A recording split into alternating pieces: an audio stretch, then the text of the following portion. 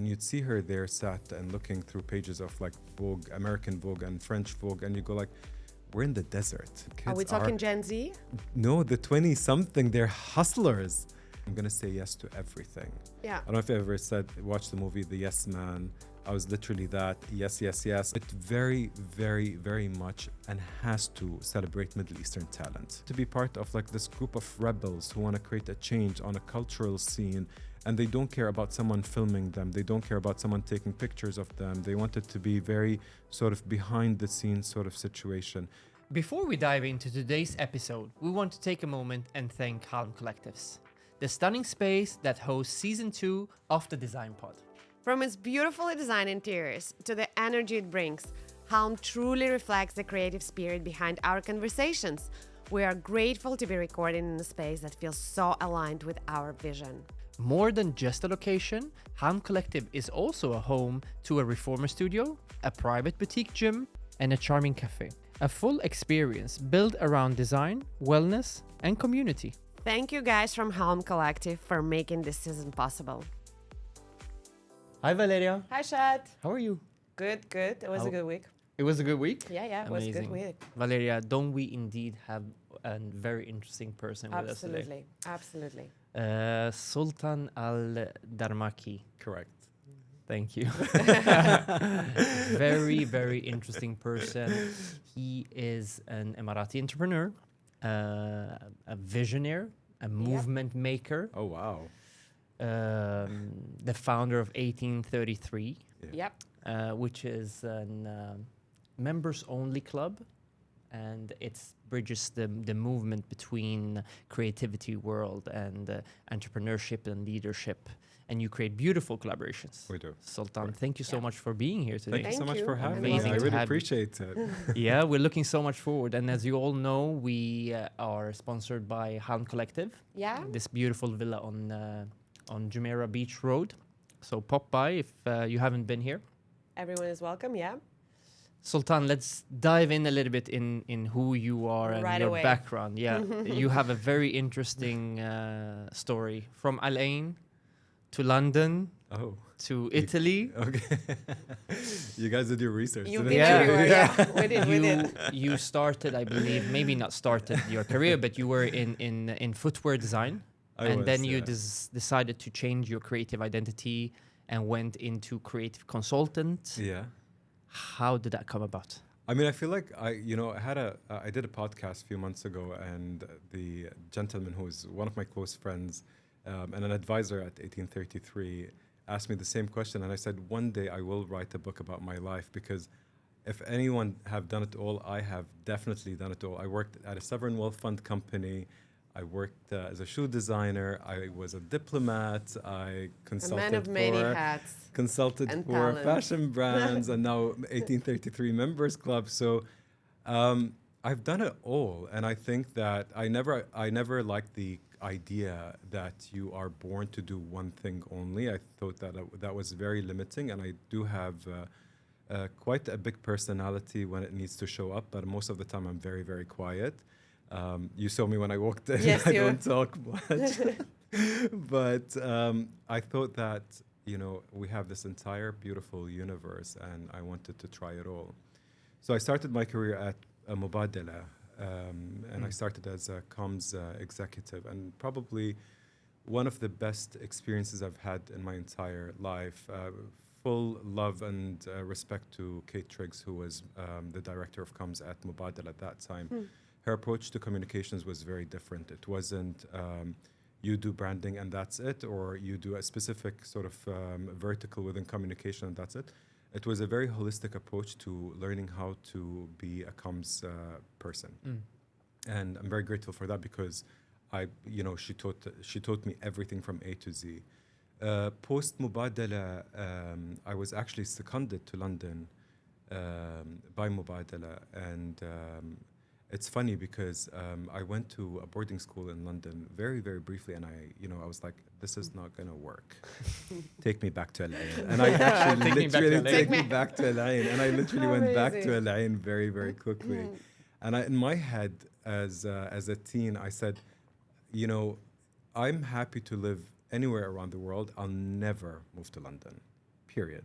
Not going to happen. Never say whatsoever. never, right? But universe works in a very mysterious way. So I did end up in London through Mubadala as a secondment, and I very quickly realized that I'm going to live here and I'm going to stay here. And I remember flying back to Abu Dhabi and speaking to His Excellency and saying, as a matter of fact, he sort of knew as soon as I walked in. He was like, "You're staying in London." I was like, "Yep, I am staying in London." So, and we got that out of the way very, very quickly, and kindly said that whenever I want to come back, I'm more than welcome to come back. Amazing. At that time, during that short period with them, I was already designing and sketching and doing all of that stuff, and I spent a lot of time between London and Italy. And the only reason I spent a lot of time in Italy is because I knew that I was going to make shoes. I wanted to learn the craftsmanship. Amazing. And how to do it from A to Z. And especially with shoes, you go 1 centimeter wrong, you got the entire Did you sort have of any fashion background, any fashion education? How did this all start? I didn't have any fashion education, but you know what? I have to say, I think my mom was the biggest fashion. It's very cliche, but it's a fact. My mom was the biggest fashion educator. My mom stopped school at the age of 12 or 13, so she didn't continue her education, but she had this fascinating eye to fashion, and you'd see her there sat and looking through pages of Vogue, American Vogue and French Vogue, and you go we're in the desert. Yeah. Where did you get that magazine from? Literally. Did you study? What did you study? What was your? So I studied major? business administration at the American University of Sharjah. Okay. Yeah, and that was in retrospect, that was probably the best thing I've done to myself, because it allowed me to do whatever I want to do right now.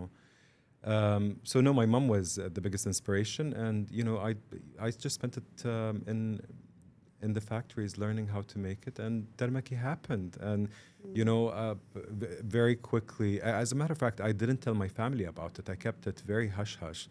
And I didn't want anyone to know about it because I didn't know how that would backfire. You also have to remember I'm from Al Ain, and I'm from a very tribal family, and especially within the social circles and who we're related to, makes it a little bit more complicated for a man like me to be in fashion. Yeah, it's a hobby, not a career. Yeah.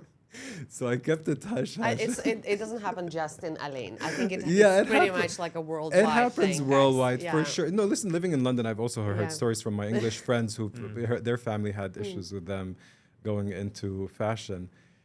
And I don't know what, there was this massive, I was showing in this random exhibition in Paris. No one was there, but it happened that someone from the National was there, and they did this massive sort of I think it was a front page at the National, and everyone read it, that Sultan Al Darmaki, footwear designer. And I remember my mom's phone call, and she's like, "You're a shoe designer?" And the family name is on the shoes as well. I was like, oh. So until that point, they didn't know that you were designing shoes? No, they did not know until they saw it. Wow, wow. And I was like, wow. And how did they take that? It was challenging, Yeah? for sure, absolutely. I think with time, I think the V&A acquisition was sort of a big change overall, not just with my family, but generally of how that is Yeah, because it's perceived. very big. Which was quite Yeah. big, and I always I still at this age, I still sit back, and we're talking about close to 20 years right now.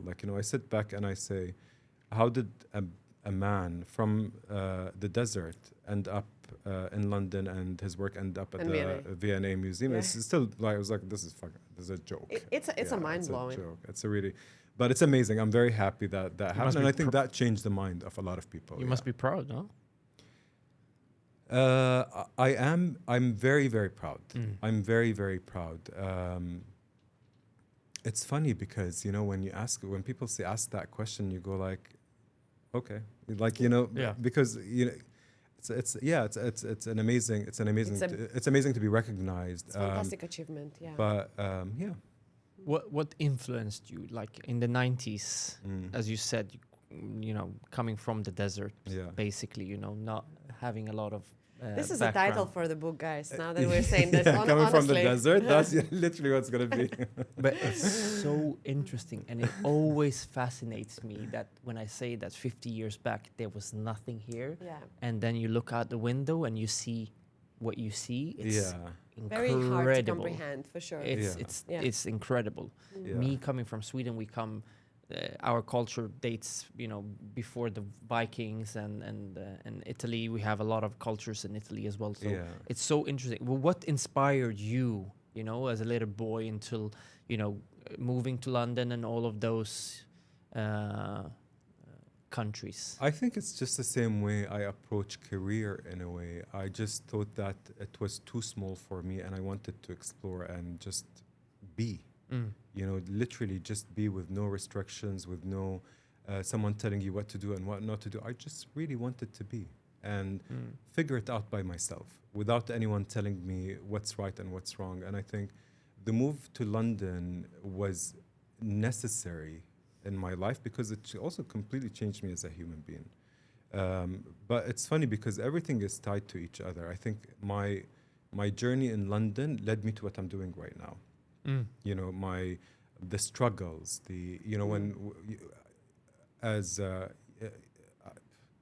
I hate saying this, but it's a fact, as an Arab, as a brown person, being in the fashion industry was not easy. Like it was very challenging. I had to work 300 times more than anyone else in the industry just to basically say, I am good enough and my product is good enough. And my sell-through at stores were hitting 90% versus my colleagues that had their products on the same shelf. Wow. So, but it's changing the narrative and changing the conversation about it doesn't matter who you are, what you are, where you come from, whether you have money or you don't have money. If you're talented, you're talented. So, and I think wanted people to kind of look at that rather than your background as a whole. And I think everything related to that tied into what I'm doing right now. And it brought you right back. So what happened when you came back here? I don't know. I don't know what happened. What took you there and what brought you back? I don't know what happened. I was in a very long-term relationship for almost 9 years, and we're best friends. We're we still check on each other regularly. Plus, I consult a lot on life. At this point. And post the separation, the question was, am I done with London or not? And I think Paris was going to be my next move. And I was fully and mentally prepared to move to Paris. I don't speak the language very well, and I really wanted to kind of properly learn the language. I wanted to develop or re-establish a new relationship with Paris because for the longest time ever I hated Paris because Paris was work. So whenever I'm in Paris, I'm working. I don't get to see it. I get to see the showroom from morning to night, and then you get back to London, you get sick, and you just don't want to see Paris anymore. So Paris was to me was the next move, and that was the plan. And I was working on moving my dog there and all of that stuff. I haven't been back to Dubai probably for close to 6 years. So, and it's fascinating how it's long. We can't stay out of Dubai for 3 weeks. It's long. You managed to stay 6 years. Yeah, 6 years. It's a very long period of time. But in my defense, COVID, I keep on using the COVID as a defense, but COVID. So I said I'm going to go back and I'm going to go for a visit for 1 week, and I want to see what it's like, what I like, what I don't like. But I also came with a very open mind and heart, and I said I'm going to say yes to everything. Yeah. I don't know if you ever watched the movie The Yes Man. I was literally that. Yes, yes, yes. I'm going to come to dinner. I'm going to have coffee. Yeah. Third guest on our podcast who said that the most important thing is to say yes. Yes to opportunities. Yes to when somebody. One is Omar Al Gourik, and one is Charlie from A Crew. Yeah. So you're third person. I love that. Yeah. I love Omar. He's a very good friend. And actually, I was talking to Omar at that time. I was telling him, "Hey, listen, I'm gonna come back to a visit," and he was in London at that time. And I was like, "Yeah, you should. when was the last time you were there? So we agreed, like I did come back for a visit, and I said I'm going to say yes to literally everything. And it was so fascinating coming back to Dubai and just posting one picture that I'm back in Dubai, and my Instagram was flooded with, oh my God, if you're here for a week, like let's catch up. Let's. And I said, literally said yes to everything. I went and I drove to Hamad Al Mansouri's studio to see his work. I drove to Al Ain. I drove to Abu Dhabi. I literally met everyone and anyone, and I you know, it was a lot to take in. It was really a lot to take in. How does that change someone to say yes to everything? What happens? Like if I would start from after this podcast and start to say yes to everything, what would happen to me? I think you'll open a door of new opportunities, which is really nice, and actually just connecting with human on a human level, and I love that. It's important. It's an important part of my life and the way I live my life. It will just make you a better person. A better person. I don't want to say that. Is it not overwhelming to say yes to everything? It's not. Listen, also I've tried it at a period of visiting only. I do say yes to everything here, but I also know that I'm a human. So a lot of, I don't see friends as often as I'd like to, because I am very much dedicated to my work. And I sometimes finish work at 8 or 9. So it makes it very difficult to say yes to everything now. But I do want to, like one of the conversations I was having with our finance team, that I want to move into that stage by September where I can say yes to things again. So, and I was like, that's your job to figure it out. I want to figure out, like, you know, how can I move back to that space? Yeah, but it's nice. It's nice to say yes to everything. I think now we finally came to that question of 1833. How did this idea come to life? And how did this name come to life? Because it seems like it's a really interesting story as well about the name. Yeah. And the whole idea of bringing all the cultural people together. I think this came from that conversations and saying yes to everything. Yeah, no, 100%. I think saying yes to everyone made me realize that we are definitely going through a creative renaissance in this region. 100%. You cannot deny it. It's right there. You can see it. You can either be part of it or choose not to be part of it. Did you see the shift even in the past 6 years that you weren't here? Yeah. When you were, right? Yes. I mean, like, listen, I left. We didn't have a creative industry here. You know, I left, and being a fashion designer was quite challenging. You know what I mean? So, and coming back and seeing all the work that, and I always say this to Her Excellency Noor Al-Ka'bi, some of the groundwork that she has done also in terms of supporting the artist and creating an art scene, 100%. it's quite 100%. mind-blowing. It's really mind-blowing. So to come back and actually see, we have young artists who are, some of them are painting like masters. It's mind-blowing. But also, they're not sticking to your typical subject matter of like, you know, landscapes, dunes. Yeah, you know, they go deeper. They're going really deep, really deep. Like, you know, you look at the work of Maytha Abdallah, who I'm a huge fan of. Yes. Sheikh Al-Mazrour's work is mind-blowing. Zainab Al-Hashmi. You see all these artists, and the conversation they're having with the canvas is very different than what it used to be. And not saying that previously it wasn't great. Yeah, no, it's beautiful. No, we're just saying but that we're there was a talking huge about like shift. we're adapting to what the world is right now and who we are. You know, I'm not my dad or my mom.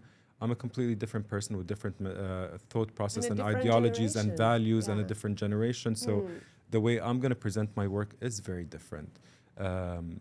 So I think seeing all of that I was like, wow, this is incredible. There's definitely a very solid foundation that has been created in UAE that allows these platforms to build up and gives the opportunity, you know. I moved to Dubai 6 years ago, and I could definitely say that I've seen so much happening. Now, yes, there is foundation, and there is a development of a creative scene here, but there was a problem, and there is a problem. What is the problem? The problem is that it can be very cliquey. And I have an issue with that. I have a very, very big problem with that. I have an issue with creating small cliques, or kind of keep isolating yourself and working in silo.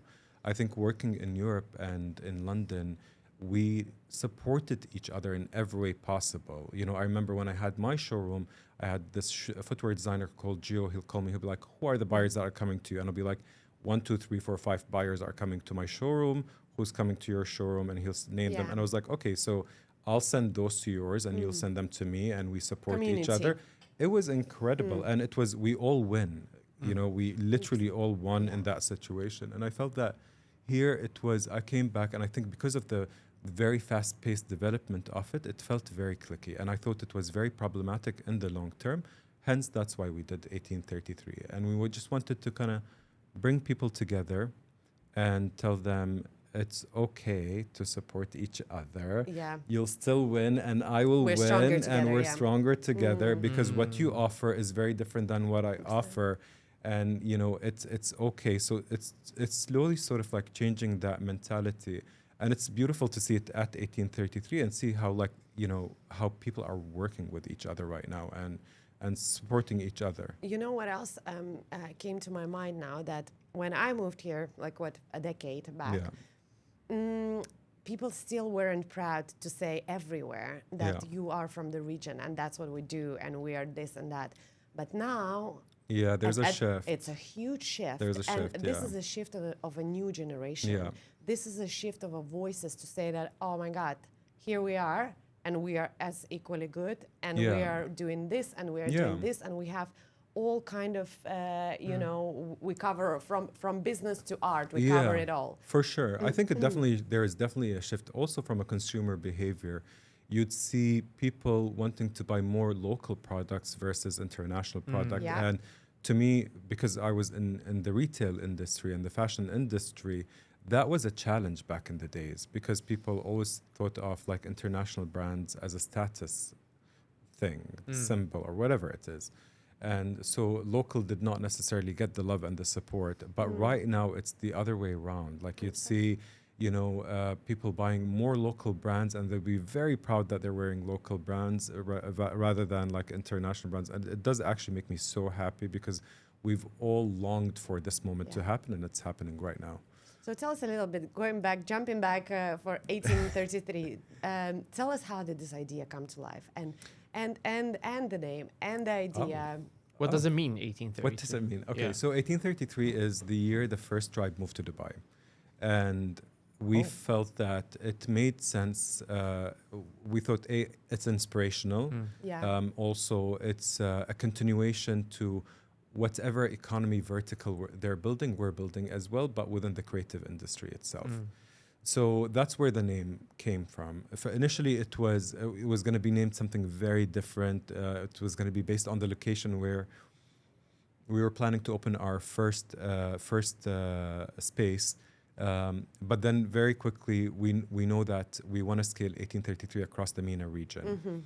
And we wanted it to be something that someone in Casablanca would still sort of like, it's a number, so they can relate to it. Someone in Egypt can relate to it. Someone in Saudi can relate to it as well. So 1833 made so much sense, and it made sense from a vision perspective of where we want to go with it.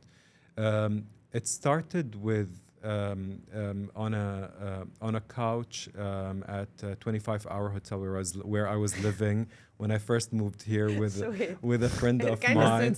And I told him that I'm opening a members club, and he was like, "You're mad." And I was like, "I am, but I am opening a members club." And Amazing. I said, like, from a concept perspective, whatever programming we do right now is something I did in London. So opening up my house every Friday. Something very similar to what Sheikh Sultan Al Darmaki does, where he occasionally throws these dinners and he invite people and bring people together. I used to do that in London. So, and I'll say, I'll tell my friends, bring your friends and let's meet people and let's build some sort of a community. So it was a big, all the programming that we have with 1833 is things that I've had in London. So it wasn't very difficult to take it, replicate it, and make sure that it fits what we're trying to do here. But at the core of it, when we developed more the programming, we wanted to make sure that it very, very, very much and has to celebrate Middle Eastern talent. Yeah. Yeah. Period. Like we don't want to. We want to celebrate Middle Eastern talent. It's their time. They need to be celebrated. So we do it across all the programming. So when we do the communal table dinner, Yeah, we what invite is the chefs. programming of 1833? So we have Program. 5 programming until the physical facility launches. Our programming is developing by September. Can't talk much about it, but please keep an eye. Okay. So our food experiences are developing into, I think, 3 or 4 more verticals. The music experience at 1833 is also expanding into 3 more verticals, and then we have everything else that we do, from master classes to on and off the record, to escapes around the world. But I also have an incredible humans and souls that jumped on board very quickly to support. So for the food experiences, we have Lina Zebin. She's the chairperson of 50 Best Restaurants. Jumped on board. She was like, love what you guys are doing. I want to be part of this. We'll do the selection process. We make sure that we choose the right chefs that we want to basically celebrate on monthly basis. For the music experiences, we have Firas Abu Fakhr, also the very similar situation where he jumped on board and he was like, I love this. I would love to support in any way possible. Firas was in a band called Mashru' Layla, which was major band that basically changed the entire conversation about music in the region. And now he works with one of the big international labels. So Very he interesting. selects the music for us, Yeah. the musician, on monthly basis of like, who are the musicians that we need to basically feature at 1833? Who do we need to talk about? And how do we basically expand that life cycle within the invitation whilst they're here for the month, basically? And then the masterclasses is masterclasses from Middle Eastern experts. On and off the record is a combination of 2 things. On and off the records, we either invite a business leader, and it's a raw conversation, not recorded, and we talk about what were the challenges. These sessions usually last for 3 hours. Or we have conversations with decision makers and policy makers about what's happening from a policy perspective. And they're great sessions. They're probably, from everything that we offer, I love them all. They're very important to me. But I love the on and off the record because they're a space where you can create a change. And it's very, very important. Yeah, so that's us in a nutshell. What's also very interesting that you guys bring the governmental leaders, business leaders, and creatives together. That's the only way to make a change. That's the only way to make a change. Also, like, I think, like, even when you're building the community itself, you know, initially the thought process was like, it's only for the creative industry. But then when you just create it for the creative industry, it becomes lacking. So, for example, one day you want to have an investor, you want to tap into someone within 1833 who is already an investor and willing to support in every way possible. So we wanted to kind of have 2 different groups of people. We wanted to have the creatives, but we also wanted to have the Peggy Guggenheims of the region. Love it, the guys. people- You're going big. I know, right? We're trying our best. I mean, in the end, it all links together, Go you big or know? go home. It all links together. So how do you manage to sort of, put together all of these cross collaborations between the industries and keep it exclusive? Like, how does that merge within your mission? When it comes to the members or the programming as a whole? I would say both of them. Members, we have an incredible committee. They select the members. But for everyone who applied, I'm so sorry we didn't get back to you. They will by September. September. We will by September. We will by September. But we deliberately wanted to cap it at 150. It allows us to see what we can perfect and how can we expand our programming. So for the members, there's a selection committee that selects, votes for who comes, is accepted at 1833. In terms of programming, you know what? It's not as complicated as people think it is. It is, there's a 6th degree of separation is a real thing. 100%. It is a real thing. You know, I love that. Yeah. Yeah. So, and you just map it out. Like, so we're working on our programming right now for September to June 2026. And we just populated it 3 weeks ago. And starting this week, we started confirming all the talent who's coming on board. It's a phone call away. It's literally a phone call away to say, hi, my name is Sultan Al Darmaki, and I want to invite you to this members club called 1833.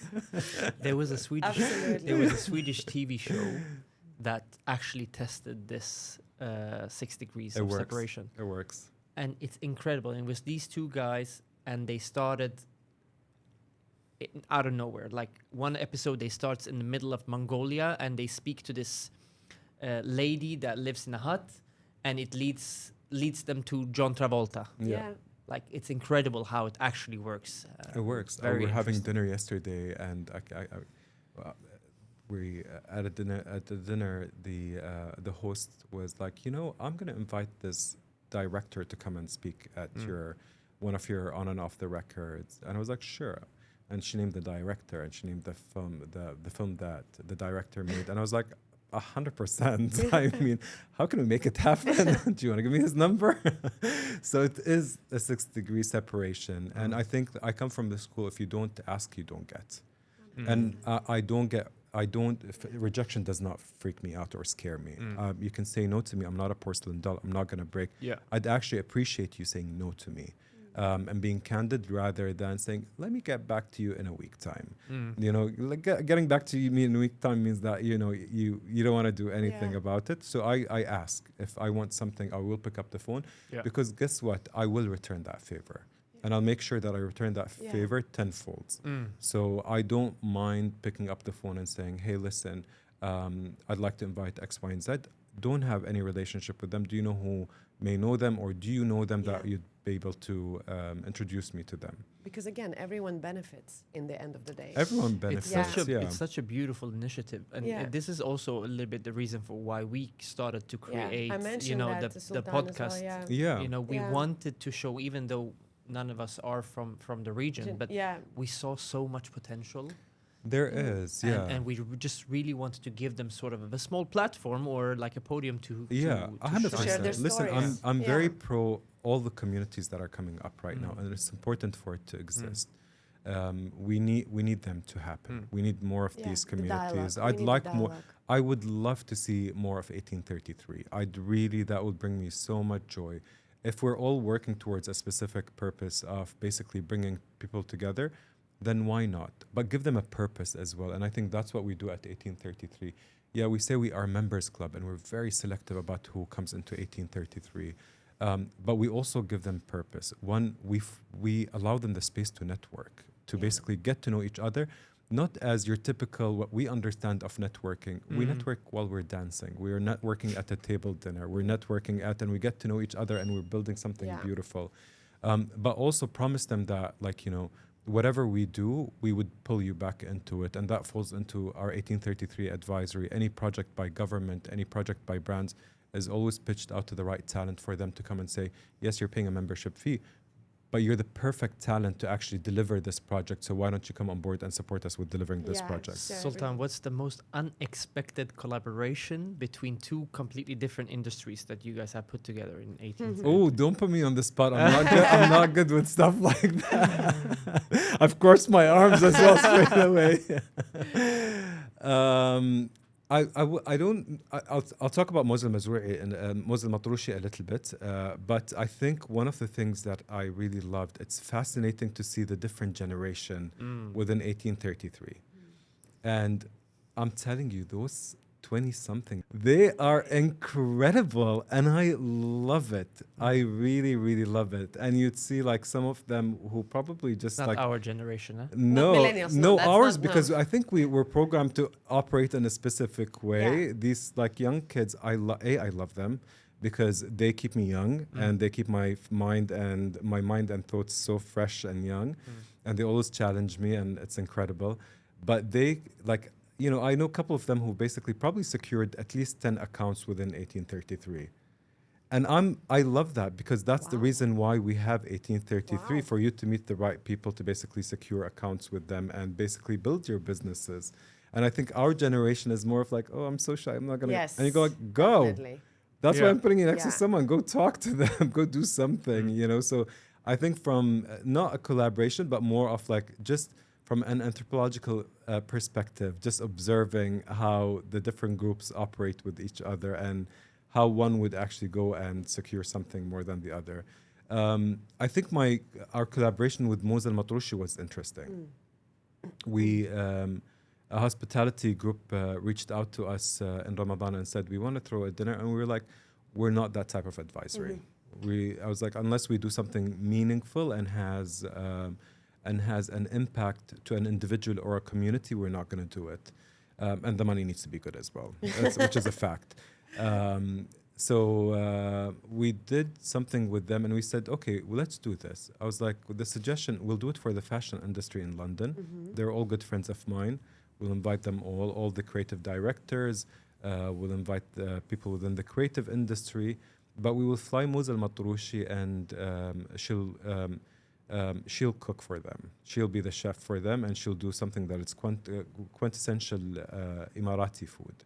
But with a modern take, and they've never had that before, and it was a spectacular dinner. It was an incredible dinner. I just want to become a member now. I think you should. I know. Okay, but what is the qualities that you guys are looking for? Like, what? Now you said it's not you choosing them, which is for everyone that knows that he's not. What do we need to have to what's the qualities for the application? Listen, I think a lot of people tell us that, oh my God, your application process is very long, and it is. And I'm not gonna lie, and it's designed that way, just so that we know you. Like, we're not trying to judge you or anything like that. It's more of like, we have like questions like, why do you want to be part of 1833? And the answer could be, listen, I just want to be part of a community. And that answer is good enough. It's better than a ChatGPT answer. And people use ChatGPT so heavily, and you go like, will be dinners. Yeah, I just want to attend the dinners. And then we have some answers that are very ChatGPT, and you go like, I don't want to talk to an AI. Tell me, why do you want to? I just want to be part of community. And that is a good enough answer. There are 3 questions, but we're just trying to get to know you better. 3 questions, and that's long? Yeah, they find it long, yeah. Okay. Listen, we have tons of applications. So we also judge with that's where we become judgy. I hate that term, but that's where we become judgy. I think if we only review applications that are fully filled, because that tells us immediately that you are actually interested to be part of this, and not just filling it for the sake of being part of something. And I think that's sort of like group of people we don't want them to be part of 1833. We want someone who actually wants to try something different.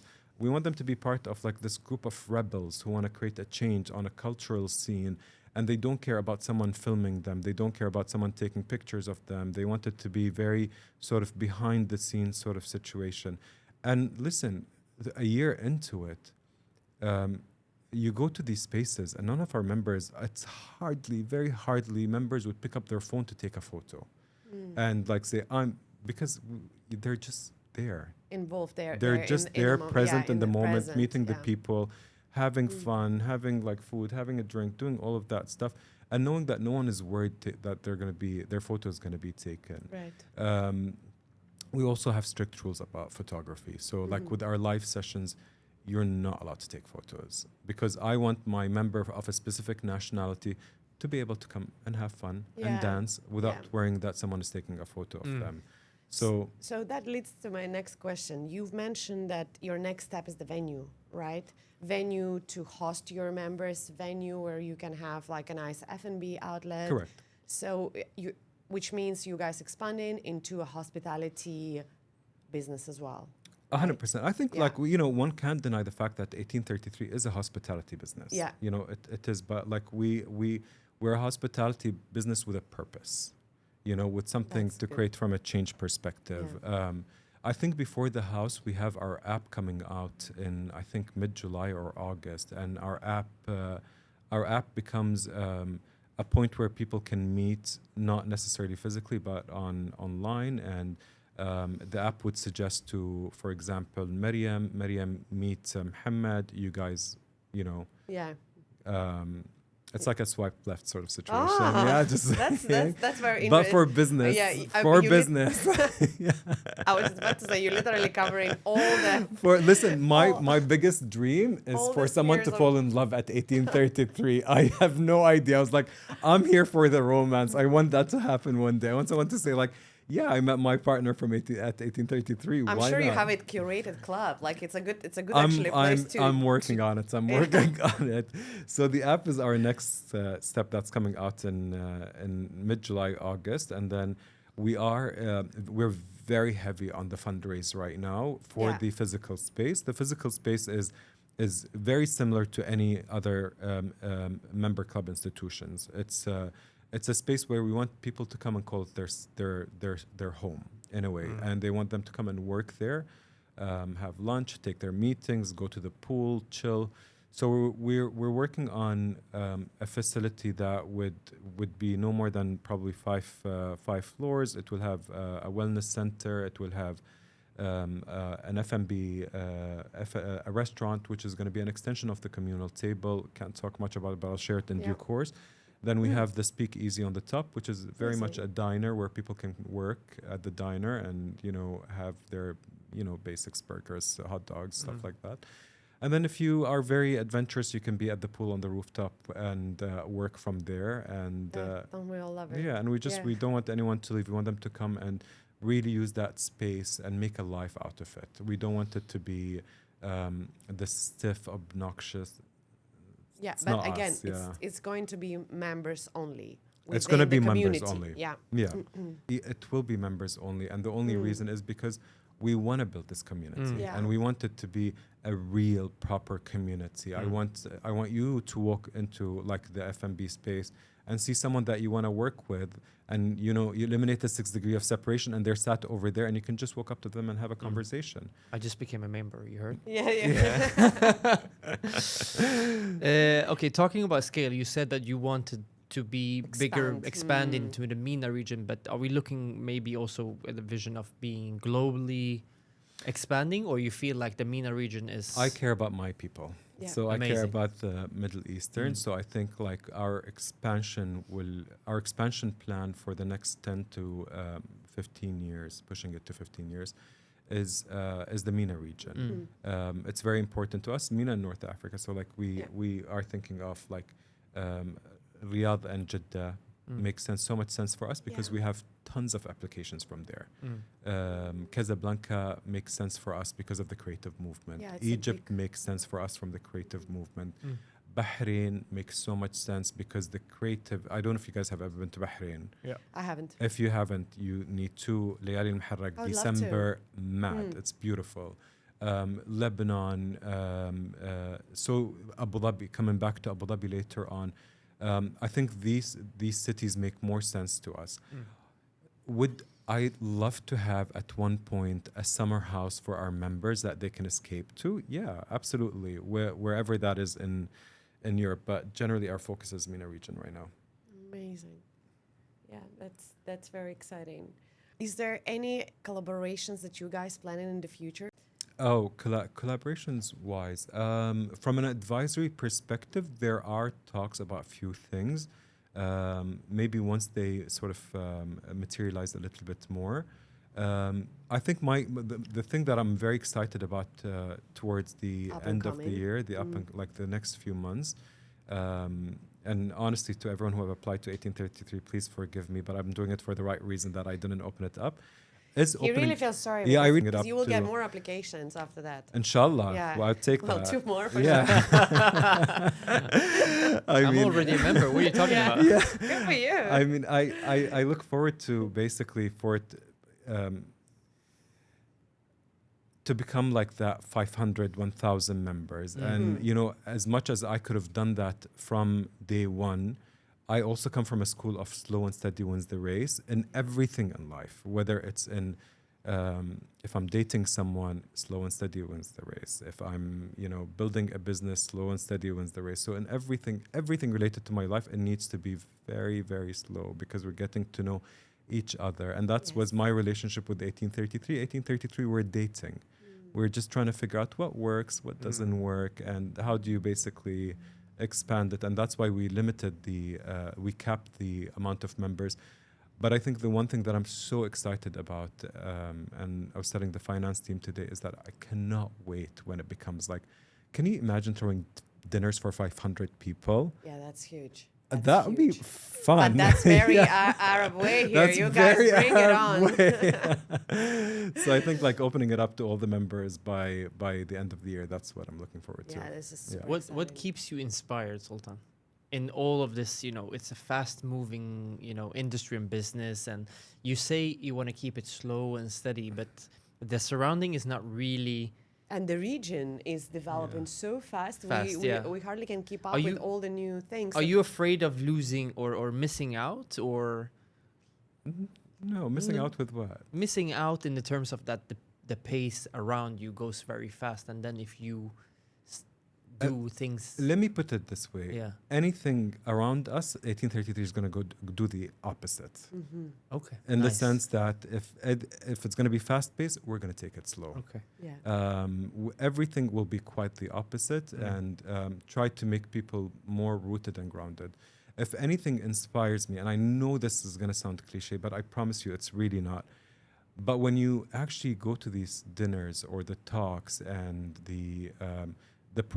any of the programs that we have, and you see how like people are like the members are just like so happy and relaxed and chilled in a space that is non-judgmental, it's safe, and I think that inspires me. Like I think that's what keeps me going on daily basis. It's really beautiful, it really is. And I mean I'm very grateful for them, because I mean- think without them I wouldn't have 1833 to be quite course. honest with you. it's not cliche at all. I think that's No. a great answer. Creating communities, especially in the nowadays time, is everything. It's, Yeah. Because it's very personalized, and also it's as soon as you remove this As soon as you from the- remove it, from yeah. the picture, you remove it from Yeah. your phone or any digital device that actually recording, and you stop taking all these selfies and pictures. Yeah. You can actually get connected. And Yeah, influence for sure. people. And I also have to say, like, we are also like I think I'm human. I am human. So I make mistakes, and I think that through our career, like through building 1833, of course there were mistakes, and there are things but we pivot very quickly and we fix it very quickly and make sure that works and doesn't work. But what's really nice, when we have, like, let's say we have a dinner and it didn't go through the way we wanted to, Yeah. members will still come through and say, hey, listen, we appreciate all the work that you've put into it. It's only human. It happens. So there is that space of forgiveness that I feel like right now in a very fast-paced world, we don't allow forgiveness, and we don't allow that space for people to grow.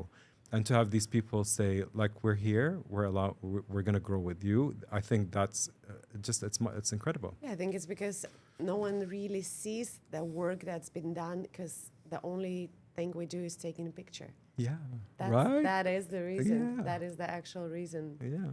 behind it all. And we're capturing the moments with still images, Yeah. But I always tell them, our job is to sell a feeling and to sell an emotion. And if I can make one person leave a dinner or leave a talk feeling either inspired or feeling, wow, this was something that the soul really needed at this point, then we've achieved our goal at 1833. And I hope that we have been selling that feeling and emotion to our members, and they've been capturing it. And even if like they let it live a little bit longer in their space, that will be incredible. So, Sultan, in the end of each episode, we ask our previous guest to ask you a question. Oh. To ask a question our Who was the next previous guest? Ah, very interesting guest. The question is perfectly fits for you. Amazing. The question is, how do we groom local talent? I think it's very, very simple. Just let them be. Just let them be. Let them find who they are and what they are without no restrictions, without what to do. As creatives, we can't be restricted. We can't be chained, or we can't be taught things as the ABC. This is how you do it, ABC. We're creatives. We Yeah, do absolutely. it the way we want to do it, and we will produce the time we want to produce, and we will paint the time we want to paint. So I think there's things that needs to have a system to it, and there are other things that don't need to be, you don't have to have systems for it. And I think with the creative industry, sometimes not having a system is fine. you kind of create sort of spaces for them, residencies, or things But that like. requires a lot of, it requires very organized, systematic mind to create that. There should be always like someone's, you come across as a very organized, forward-thinking person. Not just a creative. I feel like it's a good balance between business side and the creative side. I'm looking at his facial Yeah, expressions. He's like, he is not talking about me.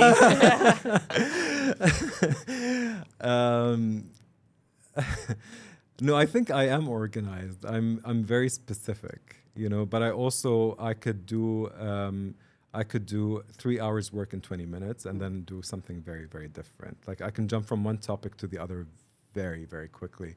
I think with the creative industry, you need to provide them spaces like, residencies, music spaces where they can create music. I love what Buthena did with Cinema Aqil. Yeah. It was very important and it created. So when you create these spaces, you've already provided them with support. But as creatives, you can't tie them down and tell them what to do and not to do, because I think when you start doing that, they won't produce incredible work. Yeah. And a creative needs to produce mind-blowing work at their own time. Amazing. Yeah. So what would your question be to our next guest? I'm going to make it as generic as possible, but I think my question would be, what have you done today that made someone else smile? Oh, that's Okay, sweet. So I think Nice. let's see what their answer is. Very nice. We I forget think to make he or other she people will smile. be The right fit. the right fit. Oh, the question, good. yeah. See? Also creative, I Yeah. must say. Sultan, thank you so much for Thank your you. time. Thank you so We much for really having me. I appreciate really it. appreciate I had so much it. fun. I had so much So did fun. I. I hope really. you had fun. I really did. Thank you so much. Thank you. And hopefully we'll see you next time at Well, 18. Well, 33. 33. Yeah, we will. 1833. Guys, thank you so much Thank for you. listening. Thank you. And of course, if you haven't already done that, subscribe and like button and comment below and all of the other things. Thank you. Thank you, guys.